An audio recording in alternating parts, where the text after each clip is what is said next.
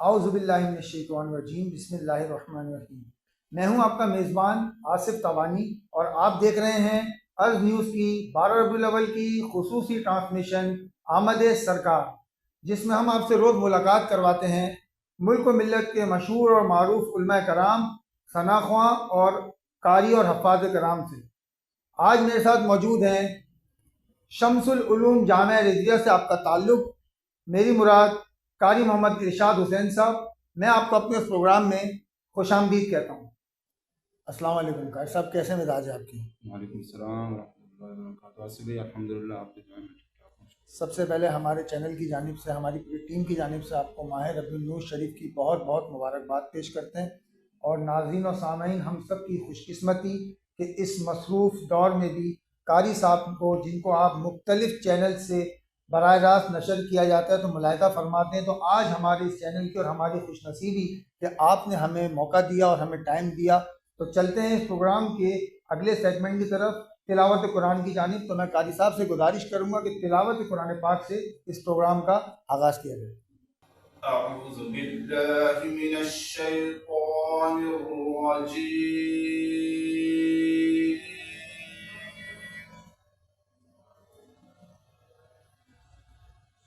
बिस्मिल्लाहिर रहमानिर रहीम।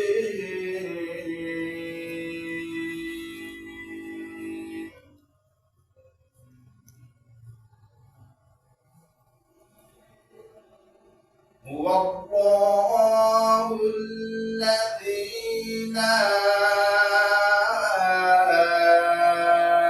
इलाहा इल्ला हु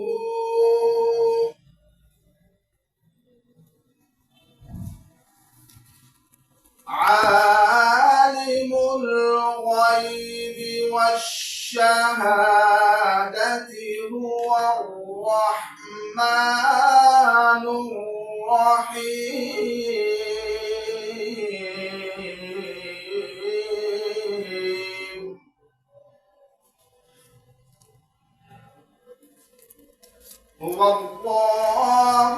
हुवल्लाहुल्लज़ी ला इलाहा इल्ला हु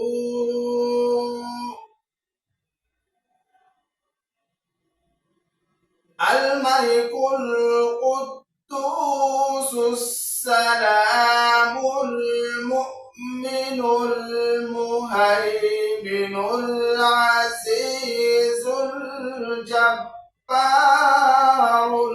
मुतकब्बिर। सुब्हानल्लाहि अम्मा युश्रिकून।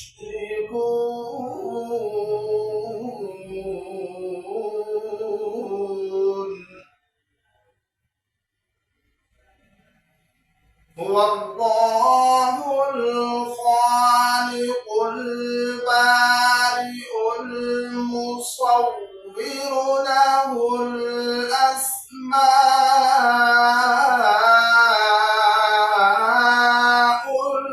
हुस्ना।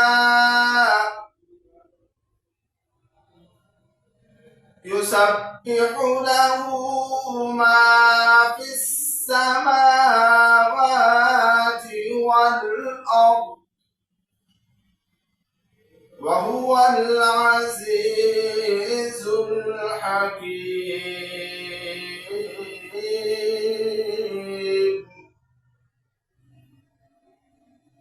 बिस्मिल्लाहिर रहमानिर रहीम।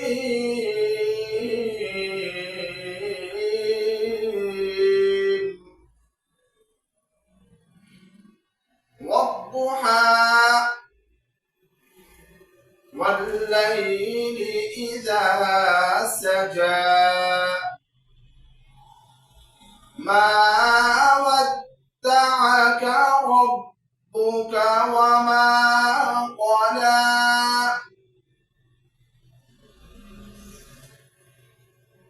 वद्दुहा वल्लैलि इज़ा सजा मा वद्दअक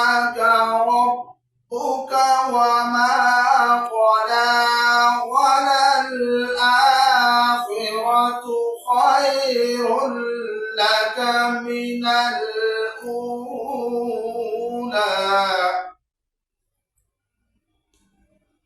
ولسوف يعطيك ربك فترضى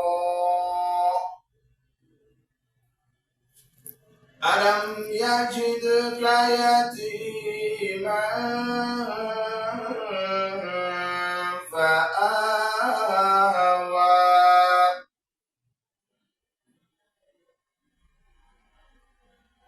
ولسوف يعطيك ربك فترضى ألم يجدك يتيما فآوى ووجدك ضالا فهدى ووجدك عائلا فأغنى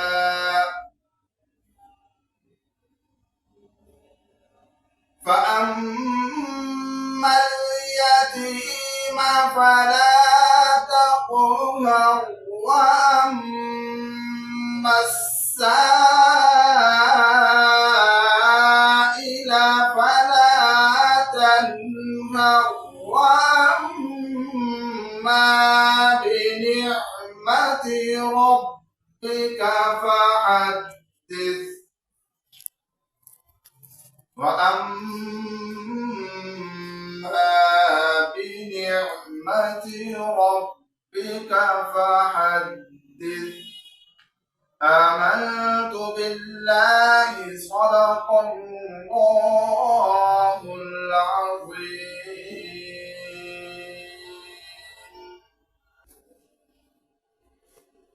माशाल्लाह सुभान अल्लाह कारी साहब, ये वो आवाज़ थी, ये वो जो हर मोमिन और मुसलमान की रूह को कुलूब और मुनव्वर फरमाता है। कारी साहब, कुछ सवालात जो हैं, जो हमारे देखने वाले सामीन और नाज़रीन की तरफ से हैं, जो तो अक्सर आप देखते हैं कि सोशल मीडिया पे कुछ सवालात गर्दिश किए जाते हैं, तो उसमें से एक सवाल ये है कि कुरान पाक में हफ़ाज़ या हाफिज़ कराम के हवाले से क्या फरमाया गया है? जी आसिफ भाई, सबसे पहले तो आपका शुक्रिया, आपने हमें मौका दिया, और अर्ज़ चैनल का भी शुक्रिया जिसने बंदा नाचीज़ को इस चैनल पर जो है मौका फराहम किया। तो इस हवाले से आसिफ भाई बहुत सारी अहादीस मुबारका जो है ना वो मौजूद हैं।